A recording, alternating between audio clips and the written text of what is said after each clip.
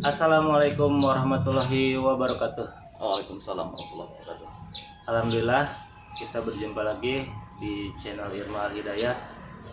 Bersama saya Iman, sudah hadir di tengah-tengah kita Atito Purwoto. Alhamdulillah beliau sebagai guru Ahe, anak hebat Subang, dan juga beliau pernah berjuang di Masjid kita Al Hidayah, dan beliau juga sekarang karena tuntutan keluarga mungkin ya Bisa jadi. dia berpindah ke Sukawarna. Namun perjuangan agama beliau tidak berhenti sampai di situ. Saya pernah berkunjung ke Sukawarna dan beliau pun masuk ke dalam reng-rengan kepengurusan DKM di sana. Pada saat hari ini kita akan mengupas tentang taubat.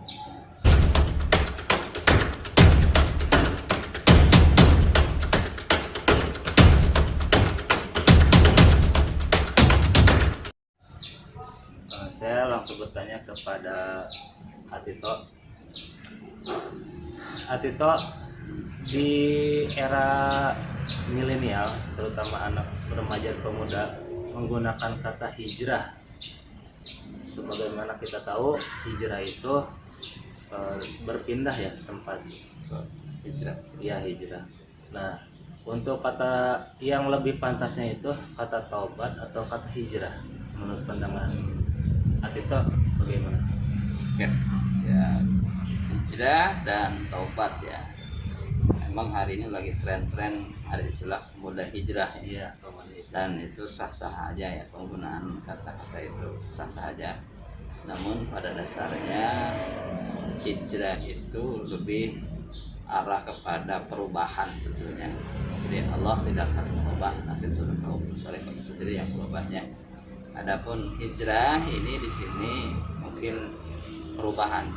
Tapi yang namanya hijrah itu lebih cenderung ada syarat makan, syarat makan itu artinya adalah tempat, ya, syarat tempat, dimana Rasulullah kan hijrah dari Mekah ke Madinah karena sebab-sebab tertentu, ya. Beliau mengharuskan hijrah.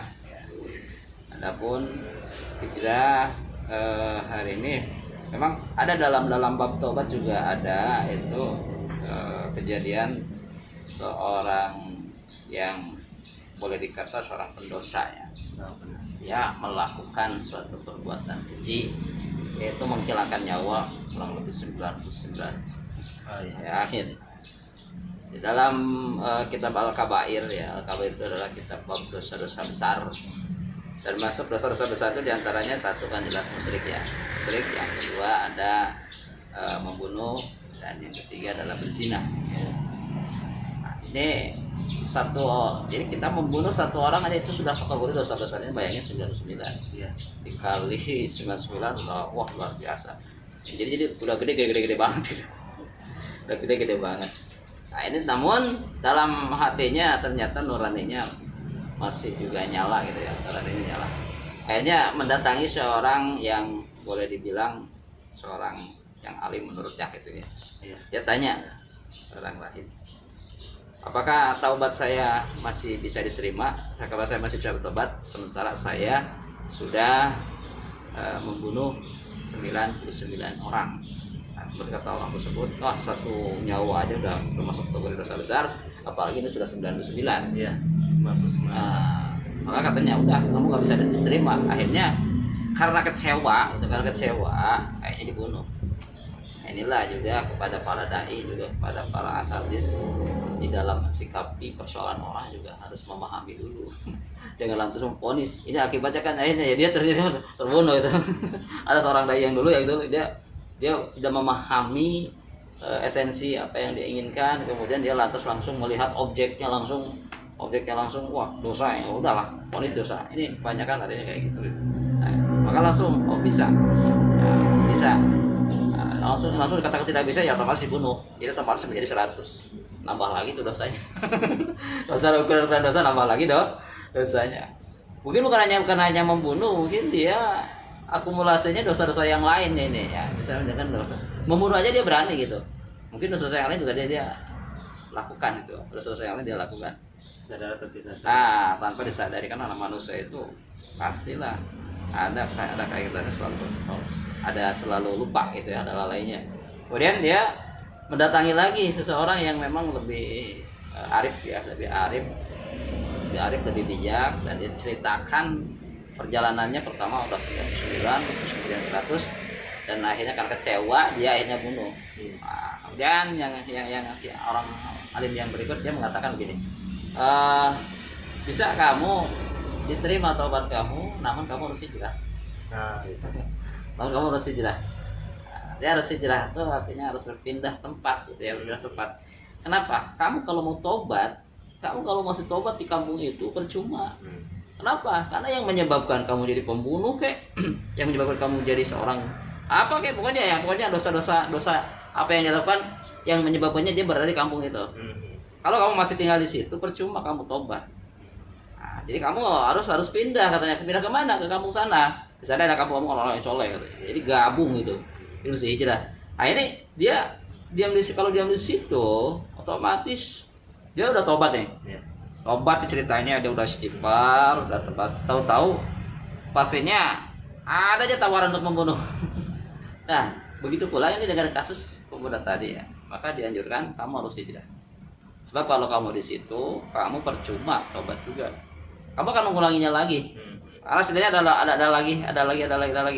Contoh misalkan orang-orang pemabuk. Maka ketika dia di lingkungan pemabuk, dia misalkan dia tobat. Maka otomatis kawan-kawannya ini akan terus mempengaruhi. Wah, kamu nggak asik lah.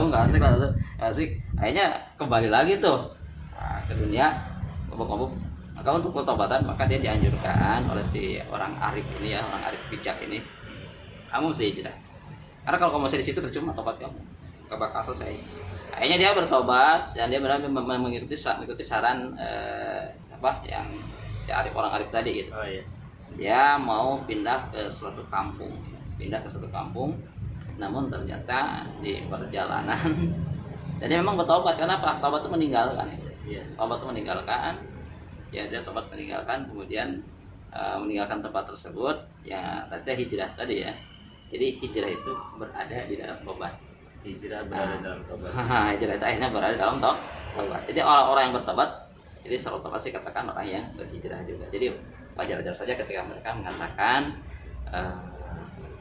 pokok udah hijrah. Cuman dengan catatan ya tadi, jangan hanya sekadar label gitu ya, sekadar label, tapi memang perlu adanya perjalanan yang memang dituju. Artinya tujuannya kepada tadi kampung orang-orang yang bertobat tadi ya, orang-orang yang soleh ya, menuju kepada kesolehannya betul-betul dijaga. Sudah tidak lagi melaksanakan kemaksiatan yang lain dan sebagainya. Itu orang yang jalan terus. Namun tadi pertengahan dia akhirnya sampai pada ajalnya. Gitu. Akhirnya ada malaikat yang mengatakan ini orang belum bertobat, dia orang berdosa, kan udah 10-100 orang. Tapi ada malaikat lain yang mengatakan ini orang udah bertobat, gak bisa, ini orang belum nyampe karena belum nyampe ke kampung sana. Tidak, pokoknya dia ini belum bertobat, dia bertobat. Akhirnya pada turun lagi malaikat berikutnya, ayo kita ukur. Diukur jarak. Lebih jauh kemana nih? Lebih dekat ke kampung tersebut atau masih dekat di kampung itu? Ternyata luar biasa, keajaiban terjadi. Nah, keajaiban terjadi maka si kampung tersebut tanah itu mendekat. Menurut salah satu sebagian riwayat itu di tanah itu mendekat. Jadi keajaiban terjadi. Nah, maka nyatakanlah bahwa itu bertobat. Jadi ini adalah tobat. Jadi hijrah itu adalah bagian daripada tobat. Jadi seseorang kalau mau bertobat maka mesti hijrah. Hijrahnya apa? Maka jangan lagi berada di lingkungan itu. Jadi kalau misalkan dia bertobat tapi dia masih diam di komunitas itu, di lingkungan itu, maka dia akan kembali lagi. Nah, dari contoh kasus tadi ya disampaikan, bagaimana nih anak muda seandainya sudah domisili di sini, untuk ke pindah tempat tadi itu ada administrasi yang harus dijangkau mungkin. Nah, si pemuda tersebut tidak sanggup, atau dia intinya dia ingin bertobat tapi tetap di lingkungan itu, bagaimana? Itu tidak harus selalu selalu pindah tadi ya. Tapi kalau memang dia punya tekad kuat, yang paling utama sih kalau tobat itu adalah tekad kuat. Tekad kuat. Nanti kita akan coba buka referensinya ya.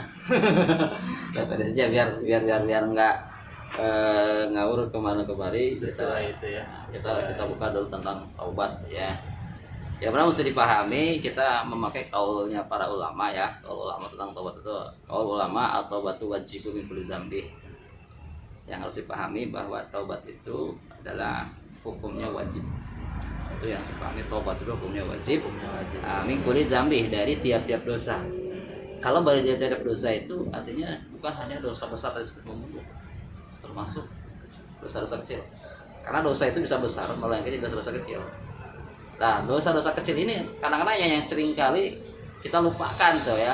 Ya, bayangin bahkan Rasulullah kan sampai ketika perang Badar itu sampai habis perang gitu ya. Mengumpulkan semua para sahabat. Para sahabat suruh mengumpulkan sampah. Sampah-sampah dikumpulkan, disimpan dalam satu tempat, akhirnya seperti menggunung. Nah, itulah cara Rasulullah mengajarkan umat seperti itu. Nah, bayangin kalau ini adalah dosa. Sampah-sampah ini dikumpulin dosa. Memang kecil, Iya. tapi kalau dikurung ini kan seperti biayanya besar. Contoh kecil, contoh dosa-dosa kecil kadang-kadang kita mengulur waktu sholat. Kayaknya kayak biasa tuh. Kayak biasa. Tapi kalau terus akumulasi terus, kemudian kita mempunyai kebiasaan diri tertentu, kita harus membiasakan zikir tertentu. Tiba-tiba kita tinggalkan, udah biasa. Sholat nanti aja lah nggak apa-apa. Ya itu, tapi kalau udah dibiasakan itu juga termasuk lagi maksiat tuh, maksiat sama Allah tuh. Atau kita punya amalan yang biasa, kita biasa sholat malam, besok nggak sholat malam, biasa sholat biasa, nggak ada rasa wah itu juga hati-hati ya, maksiat juga tuh. Atau tanpa sadari kalau kita lagi itu warung ngomongin orang, enak tuh ngomongin orang, enak tuh ngomongin orang, gini. Tahu tiap hari kayak yang biasa tuh, kayak yang biasa aja ngomongin tanpa kita tobati itu, tanpa kita berhenti bertobat, terus akumulasi terus, ketemu lagi baru ngomongin lagi, ketemu di baru ketemu ngomongin lagi, itu terus akhirnya menjadi membunuh gitu. Tanpa dosa kecil, tapi kita jangan berpikir bahwa itu dosa kecil, karena kita berdosa sama siapa? Berdosa sama yang maha besar. Semuanya pada dasarnya kalau dosa ini ya nggak baik lah. Jadi taubat satu yang harus dipahami, atau batu wajib untuk dijambi. Jadi taubat adalah wajib dari tiap-tiap dosa, termasuk dosa-dosa yang kecil. Makanya nanti kita akan coba dalam kesempatan lain kita akan coba saya cari tentang dosa-dosa lah ya, apa sih dosa-dosa yang memang masuk kategori dosa-dosa, dan dosa yang besar yang termasuk durhaka sama orang tua juga kan, itu juga apa kan, misalkan melawan sama orang tua ini yang nggak pernah ini memutuskan silaturahmi, dosa juga banyak. Nah, jadi ketika wajib bertaubat, maka di situ fa in kanatil maksiyatu bainal abdi wa bainallahu ta'ala la tata'allaqu bihaqqi adami falaha salah satu syuruh. Namun taubat itu sendiri ada syarat. Ada syarat. Salatnya ada syarat kan. Wudu juga ada syarat. Tobat juga ada syarat. Jadi nggak asal tobat gitu. Saya sudah bertobat, ucapan saja gitu. Ayo ucapan. Tapi harus pakai syarat ini. Jadi kan apa-apa juga ada syarat, ada ciri-cirinya. Ada syarat-syaratnya. Syaratnya itu kalau misalkan hubungan maksiatnya itu dengan Allah, ya. Misalkan antara hamba dengan Allah, di dosanya itu hubungan dengan Allah. Nah, cukup tiga. Syaratnya cuma 3. Nah, kalau misalkan dosanya ada kaitan dengan hak manusia, tambah. Jadi 3 tambah 1 jadi 4. Kalau misalkan kita dosanya itu kaitannya dengan manusia, kalau dosanya itu kaitan dengan Allah, 3 syaratnya. Nah, syaratnya apa aja? Kita buka langsung ke artinya aja ya. Jadi di sini para ulama berkata taubat itu wajib dari setiap dosa apabila maksud itu adalah hamba dan Allah Ta'ala tidak berhubungan dengan hak manusia, maka taubat itu memiliki syarat satu yang harus dipahami. Dosa pertama meninggalkan maksiat. Satu, meninggalkan maksiat. Catatannya ingat, meninggalkan maksiat. Nah, kalau meninggalkan berarti ada bahasa berpindah. Apanya hijrah lagi masuknya, hijrahnya masuk. Jadi meninggalkan maksiat berarti pindah ya. Pindah dari yang semula selalu maksiat pindah ke enggak maksiat. pindah yang tadinya selalu lalai kepada tepat waktu, yang biasanya menyepelekan sekarang lebih serius gitu, yang biasanya suka ngomongin orang lebih kepada diam gitu, itu pindah. Jadi tinggalkan maksiat, makanya pantas kalau bisa tinggalkan tempat karena di situ kamu maksiat semua gitu. Nah, tapi kalau misalkan di situ di kampung tersebut maksiat yang nggak terlalu lama, tidak mengharuskan, karena pada saat itu mungkin kondisinya memang lingkungannya yang memang menyebabkan seperti itu. Tapi kalau memang lingkungannya tinggal pindahnya itu ya bagaimana teknisnya aja gitu ya. Ya, pertama satu yang jelas tinggalkan maksiat maksiat apapun itu ya, baik maksiat mata, maksiat telinga, maksiat hati, maksiat iktikat itu nggak usah lah, nanti ya nggak usah puasa. Sholatnya itu udah masih ada waktu kayak.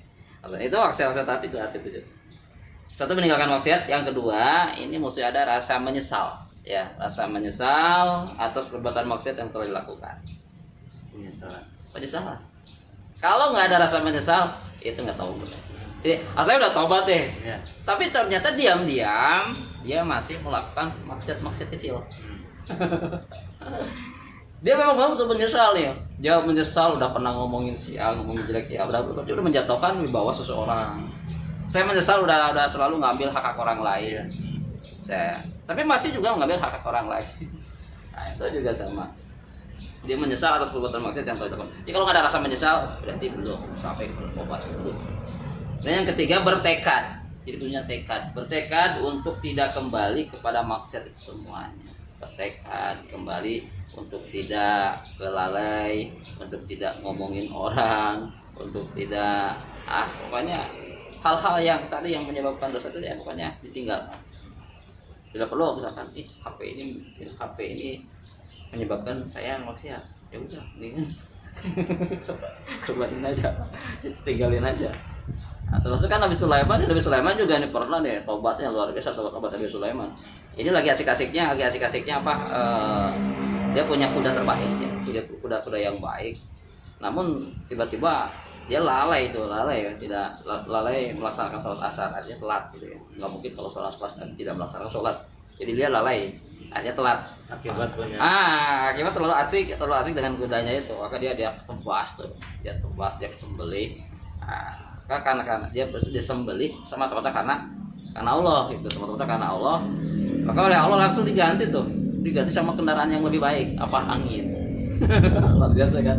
Ini keuntungan orang yang tobat ini ya. Nanti kita buka lah keuntungan orang yang tobat ya. Kita lebih ke ini dulu ya, tobat dulu ya. Ya, tobat itu pertama bertekad untuk tidak kembali kepada maksud sebenarnya. Nah, apabila salah satu dari 3 syarat tidak terpenuhi, maka taubatnya nggak sah.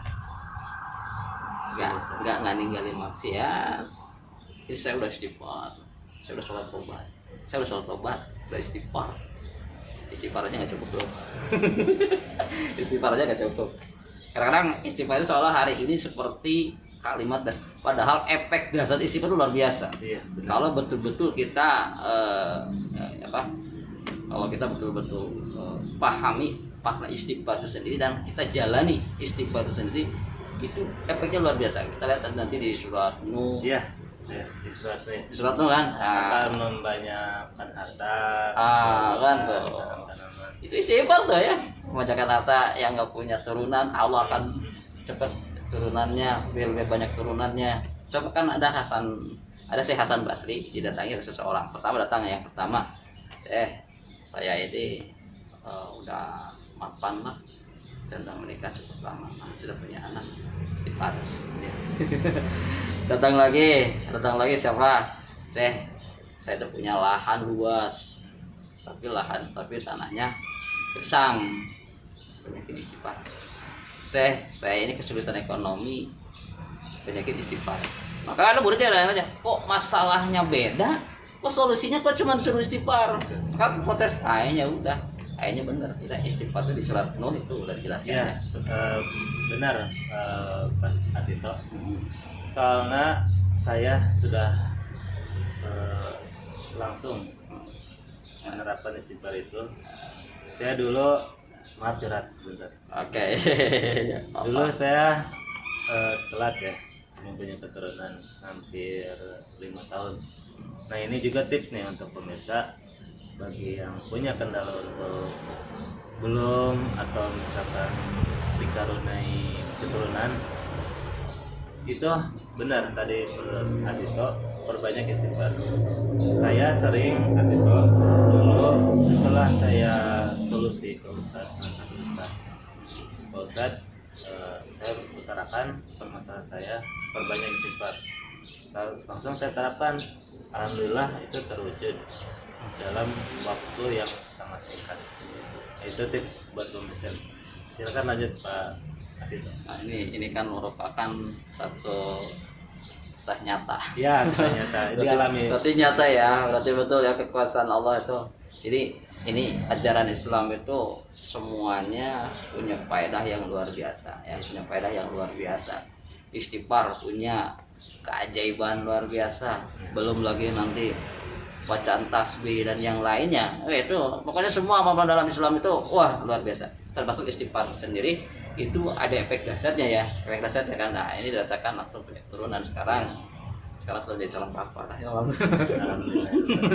Itu ya. Cuman itu yang terutama untuk pemuda ya, tingkat kepercayaannya itu terhadap agamanya sendiri kurang. Nah ini Jadi apa ya? Nanti dijelaskan. ya. Nah ini kepercayaan terhadap agama itu sendiri, artinya kepedulian beragama, rasa beragama inilah yang harus kita terus gaungkan ya. Makanya ini dengan adanya konten ini mudah-mudahan amin artinya sebagai sumbangsih ya, sumbangsih siar gitu ya, supaya ya semua orang bisa merasakan bagaimana pentingnya beragama. Di beragama itu bukan sekedar kewajiban ya, tapi lebih kepada kebutuhan. Sholat juga bukan hanya sekedar membutuhkan kewajiban, tapi bagaimana lebih daripada sebagai kebutuhan. Kadang yang menjadi ini adalah karena keterpaksaan, makanya kan Islam langsung mengatakan lain terapi, tidak ada paksaan, tidak ada paksaan apapun. Jadi kalau yang dipaksa mah nggak enak gitu. Tapi kalau dengan kesadaran sendiri kan enak gitu ya. Orang bertobat dengan kesadaran sendiri ya itu enak. Nah, jadi kembali kepada tobat ya. Nah ini, jadi kan 3 ya, kalau dengan Allah itu 3, cukup 3 yang tadi ya. Kalau salah satunya nggak ada, nggak sah tobatnya. Nah sekarang apabila maksud itu tadi berhubungan dengan manusia, maka syarat tobatnya ada 4. Yang 3 syarat tadi ditambah dengan 1 syarat. Pertama, membebaskan diri dari hak orang lain. Kalau ada kaitan misalkan dengan harta, kita misalkan ada masalah uang atau apa, kita pernah merampas uangnya atau pernah mencuri uang, kita coba kembalikan uangnya. Atau misalkan kita pernah monjok dia, berikan kesempatan untuk monjok atau memaafkan. ya pokoknya gitu aja tuh loh. Daripada kita tanya soal kesana, mendingan kita dunia sama dia. Ini nih kayak gitu. Kalau sekarang waham, tapi gitu ya. Jadi biarkan untuk membebaskan diri dari hak orang lain. Apabila hak itu berupa harta atau sejenisnya, maka wajib mengembalikan kepadanya. Jadi berupa harta tadi ya, misalkan handphone kita ambil, maka kita coba ganti dengan handphone yang serupa atau yang lebih.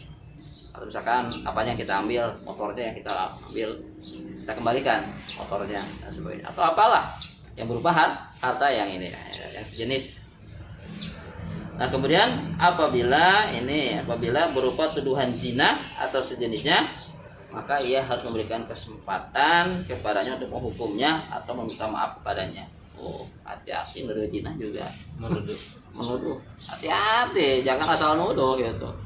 Sebab kalau perzinahan itu minimal maksimalnya itu adalah 4 orang saksi ya. Pasti ada 4 orang saksi, paling tidak 2 orang. Mereka berdua bersaksi tambah lagi 2 orang. Itu baru kuat tuh. Kecuali mereka memang kesaksian mereka sendiri ya yang bersaksi itu. Aduh lain lagi. Karena kan ada seorang yang memang datang nih. Ini kaitan masih dengan tobat ya. Ada seorang pelacur pengen tobat sama Rasul, datang sama Rasul, tolong tunaikan hak saya, hak tobat saya, hukum saya. Kenapa emang kamu?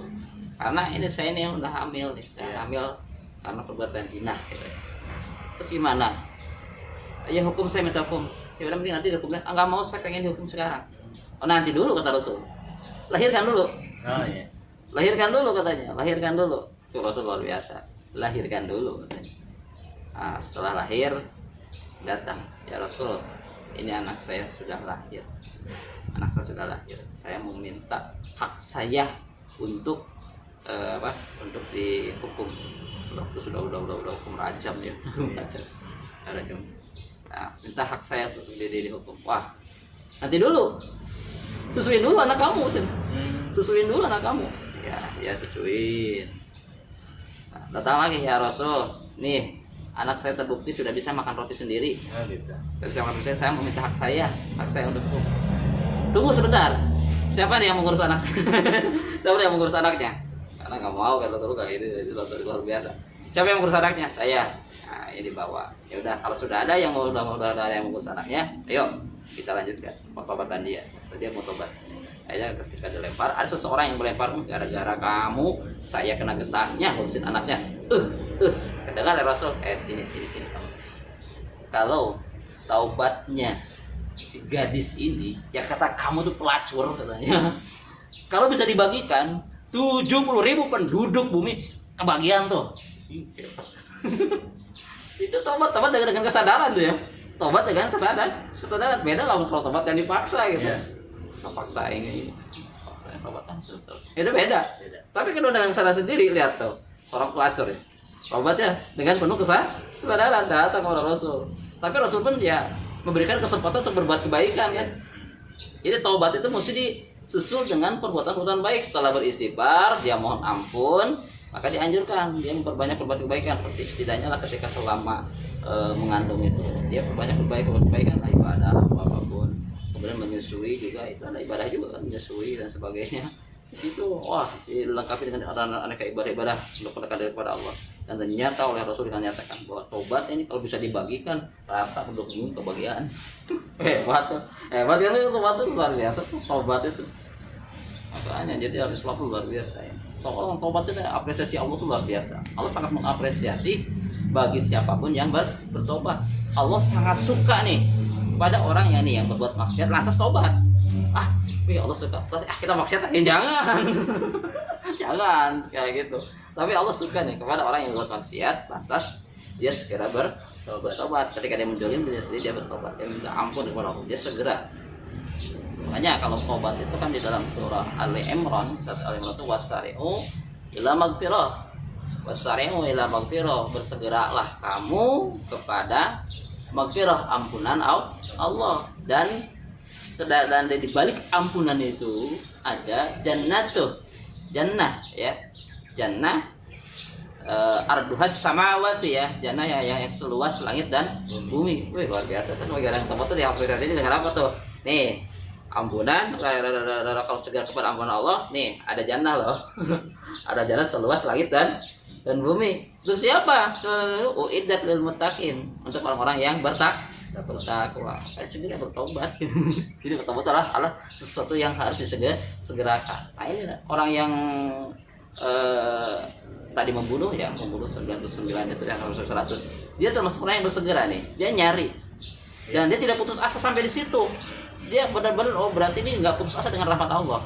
Maka dia terus nyari lagi. Dia mencari dan sebagainya. Mungkin perjalanan mencari orang-orang alim ini bukan hal yang mudah, bukan mudah misalkan dari cari ke Sukawara atau enggak. Jadi dia mungkin nyarinya mungkin melewati padang pasir, melewati ini dan sebagainya. Dia ya nyari sampai seperti ini, perjalanan cukup panjang. Jadi tobat itu lebih kepada perjalanan tobat. Inabah itu kembali kepada jalan Allah. Tobat itu jalan kembali kepada jalan Allah. Jadi memang tadi kalau hijrah itu ya tadi bagian ada di dalam hijrah itu secara otomatis. Kalau tobat adalah ya, namun ketika mereka menggunakan jargon hijrah, namun masih ada maksiat kecil kan, ada deh jangan usah pakai label apa salah. Kalau hijrah ya udah hijrah aja, nggak usah disebutin cek kelompok hijrah, nggak usah pakai label kayak gitu.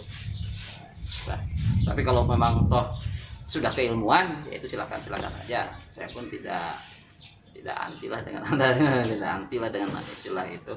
Dan itu ya mudah-mudahan dengan adanya label kalimat itu kita doakan ya kepada teman-teman kita yang hari ini memakai label itu, betul-betul mereka orang-orang yang memang diberikan rahmat Allah, mendapatkan rahmat Allah. Beliau waktu itu punya semangat untuk melakukan kebajikan. misalkan orang yang hijrah banyak yang kadang-kadang berbagi lebih luas dan sebagainya, itu yang diharapkan. Jadi orang yang berhijrah itu adalah orang yang bermanfaat gitu. Dan ketika mereka memakai label hijrah itu mereka lebih bermanfaat kan, gitu. Itu orang yang tobat. Seperti dalam contoh kasus tadi itu ada yang curhat gitu ya, ketika dia bertobat, dulunya dia pegawai bekerja di bidang ya salah satu tidak baik lah ya, diskotik lah. Ketika dia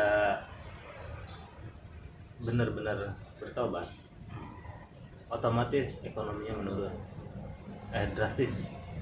Asalnya dia mudah mendapatkan uang, sekarang dia menjadi apa ya, mengeluh gitu. Kenapa semenjak saya taubat ekonomi saya langsung drastis turun, bahkan pekerjaan saya dipecat. Itu menurut pandangan Ati itu gimana tentang contoh kasus? Saya nggak memakai pandangan saya ya. Kita lihat ke hadis Rasul ya. Iya. Kalau saya pandangan apa sih nyeleneh. Pandangan apa sih nyeleneh. Tapi kalau saya lihat di hadis Rasul, kembali kepada niat itu. Jadi seseorang itu niat hijrah itu untuk apa? Jadi kalau niat hijrahnya karena semata-mata mengharapkan wanita yang dinikahinya, maka dia akan mendapatkan itu. Kalau dia niat hijrahnya karena harta, dia akan mendapatkan itu, namun dia itu tadi siap-siap kecewa. Namun yang paling utama itu adalah niat hijrah itu karena Allah. Ya. Udah. Pertama harus itu dulu.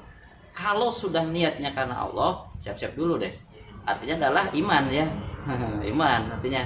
Nah, kalau iman itu pastinya belum dikatakan beriman sebelum aku uji, aku coba, aku uji, aku coba. Nah ini dulu nih saya ini berbuat ketika saya maksiat ya, bekerja di tempat-tempat yang maksiat seperti itu, uang tuh banyak. Hati-hati loh, uang banyak tuh ngapain? Jangan-jangan Allah ngasih ke lapangan itu istijrat. Seperti itu. Ada yang lebih baik adalah Allah dan Rasulnya ketika tidak mendapatkan apa-apa itu. Kadang ada juga gini, saya ini sholat duha tujuannya supaya kaya, kok nggak kaya-kaya?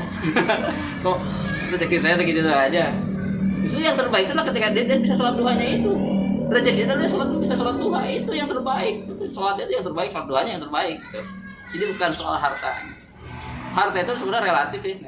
Harta itu apa kata beberapa hal itu yang namanya uang, harta netral.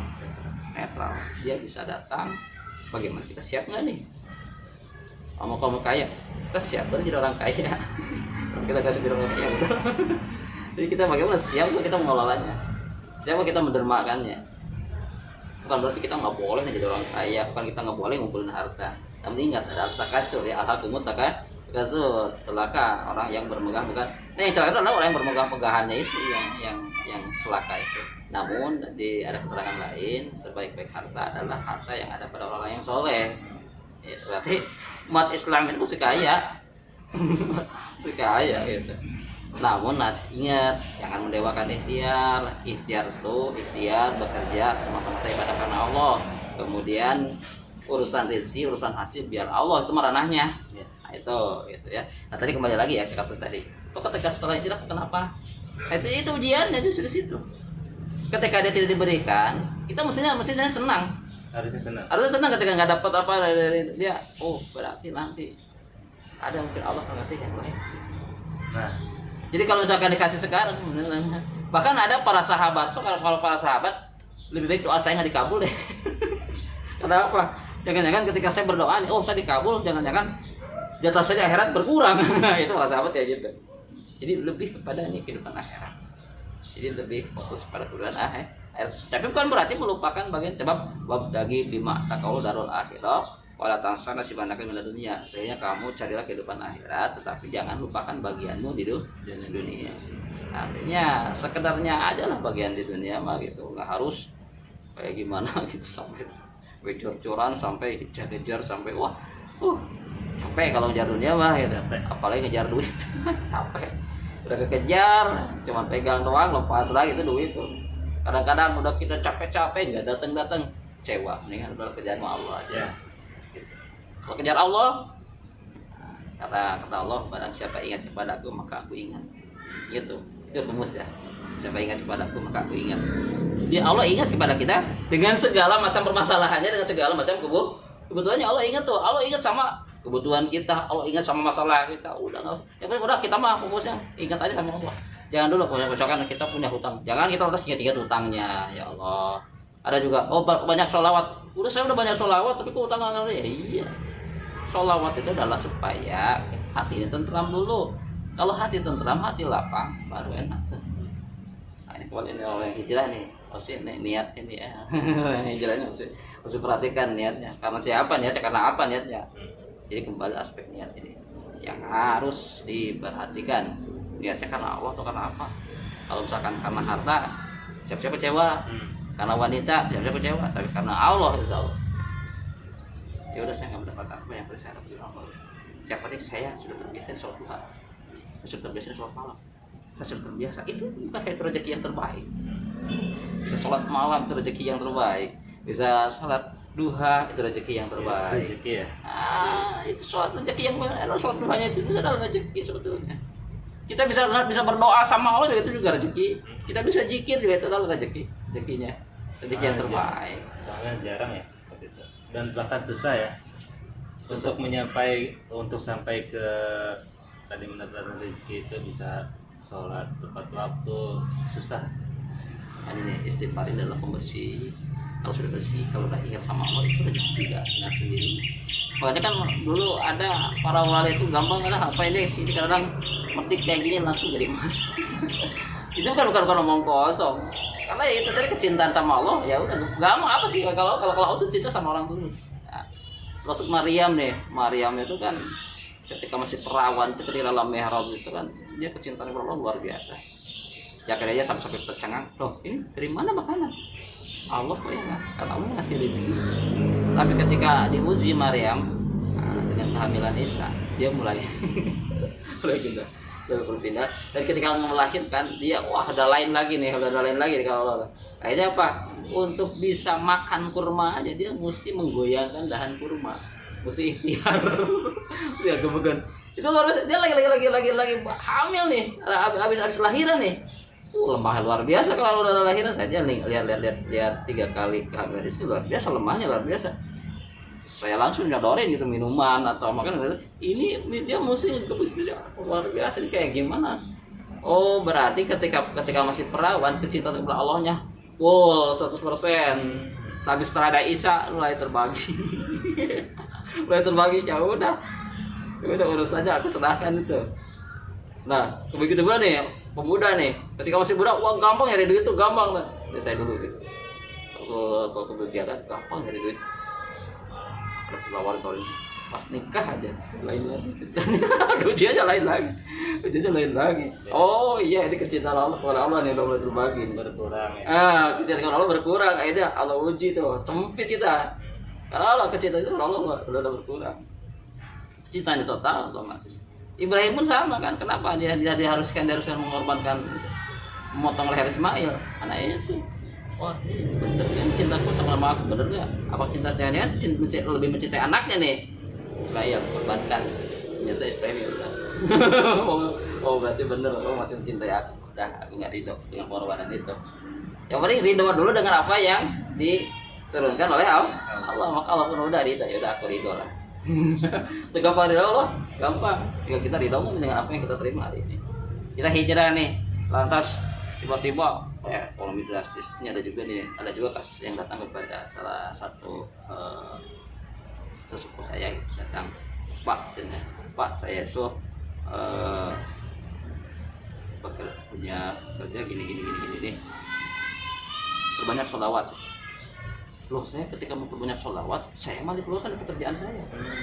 Pekerjaan kamu di mana? Maaf, pekerjaan saya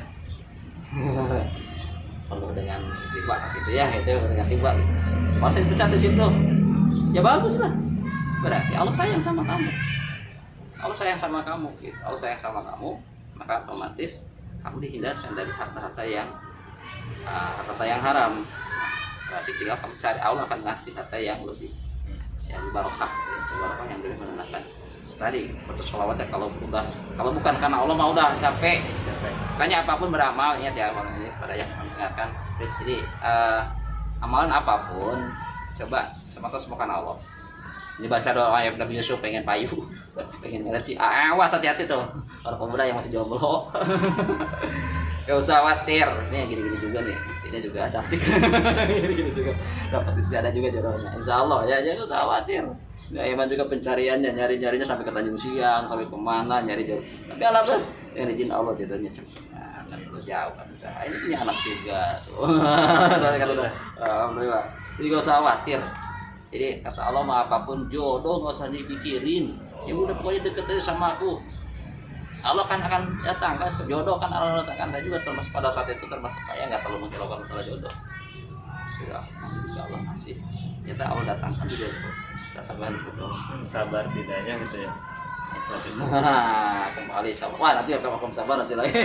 Tapi di tobat ini sabar ini ikut loh. Oh gitu. Iya, di tobat kalau nggak pakai sabar ya udah nggak tobat juga.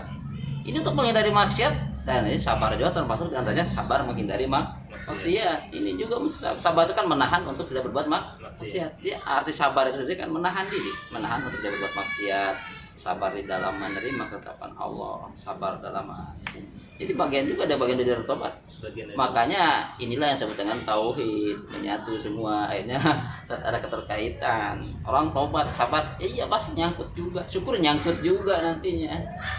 Cuman istilahnya beda-beda, tetapi pada akhirnya memakumnya pasti beda, tapi nyangkut juga pada akhirnya.